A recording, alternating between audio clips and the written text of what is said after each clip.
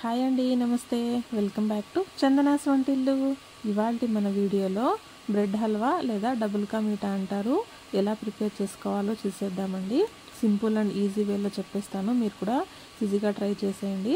Procedure చెప్పే ముందు మన ఛానల్ని ఎవరైనా ఫస్ట్ టైం చూస్తూ ఉంటే ప్లీజ్ ఛానల్ని సబ్స్క్రైబ్ చేసుకోండి. ఒకసారి ఛానల్ ఓపెన్ చేసి వీడియోస్ చూడండి.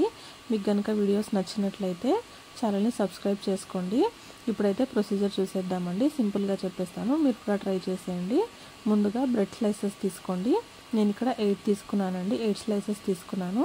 వీటిని ఈ విధంగా చిన్న చిన్న ముక్కలుగా కట్ చేసుకోండి. కట్ చేసుకొని అన్నిటినీ ఒక బౌల్లో వేసుకోండి.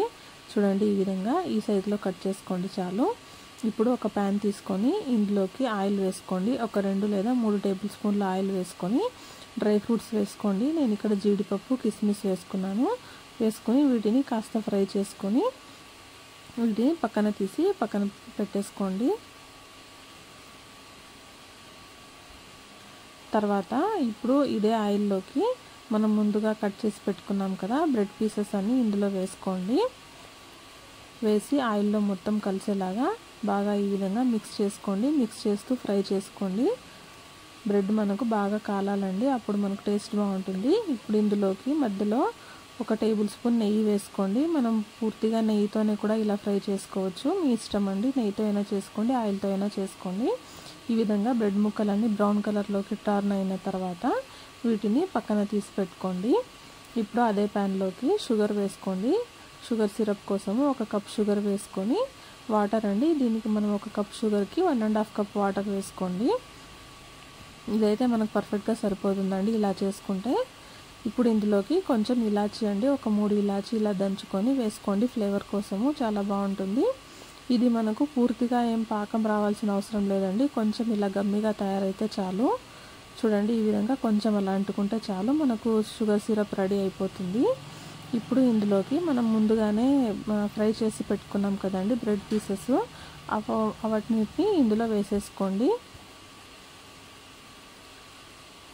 అన్ని బ్రెడ్ పీసెస్ వేసేసిన తర్వాత ఒకసారి అన్ని కలిసేలాగా బాగా మిక్స్ చేసుకోండి.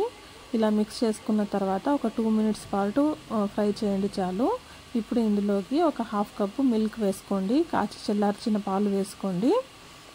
ఈ పాలు కూడా వేసేసి బాగా మొత్తం అంతా మిక్స్ అయ్యేలాగా మిక్స్ చేసుకొని ఒక 2 నిమిషాల పాటు బాయిల్ చేసుకోండి. ఇప్పుడు ఇందులోకి చివరిగా మనం ముందుగానే ఫ్రై చేసి పెట్టుకున్నాం కదండి డ్రై ఫ్రూట్స్, వాటిని కూడా వేసేసుకోండి. అంతేనండి, అది కూడా మనం డ్రై ఫ్రూట్స్ వేసి కలిపేసుకుంటే మన ఇంకా బ్రెడ్ హల్వా రెడీ అయిపోతుంది. చాలా సింపుల్ కదా, ఈజీగా చేసేసుకోవచ్చు. ఇంటికి ఎవరైనా రిలేటివ్స్ వచ్చినప్పుడు మనం లంచ్ కానీ డిన్నర్ కానీ ఇచ్చినప్పుడు ఇలా చివరిగా డెజర్ట్ లాగా కూడా చేసుకోవచ్చు అండి. చాలా బాగుంటుంది, చాలా ఎంజాయ్ చేసి తింటారు. తప్పకుండా మీరు కూడా ఒకసారి ట్రై చేయండి. ట్రై చేసి టేస్ట్ ఎలా వచ్చిందో తప్పకుండా కామెంట్ చేయడం అయితే మర్చిపోకండి.